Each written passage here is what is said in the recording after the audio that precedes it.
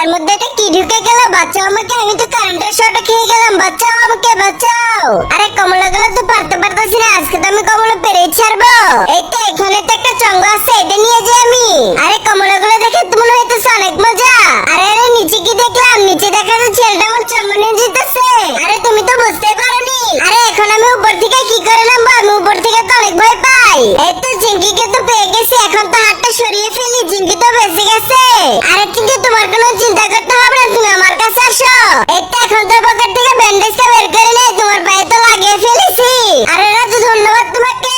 আরে ধন্যবাদ বলতে হবে না, আর ওই মেয়েটা তো গাছের উপরে ঝুলে আছে, জলদি যাই। আরে নিচ দিয়ে দেখা যাচ্ছে একটা ছেলে যেতেছে। এই ছেলে শুনো না কেন? ওকে একটা ঢিলে দিয়ে দেখি। আরে কেন শুনো না কেন? বাঁচাও আমাকে। আরে আরে মেয়ে তুমি কোনো চিন্তা করো না, এই যে দেখো আমি তো এসে পড়েছি। আরে শয়তান পোলা, তোমার জন্য তো মরে গেতাম আজকে আমি। থামো, আগে নামতে দাও, তারপরে দেখতেছি তোমাকে। আরে শয়তান ছেলে, চঙ্গটা নিয়ে কোথায় গেছিলি তুই? আরে এখানে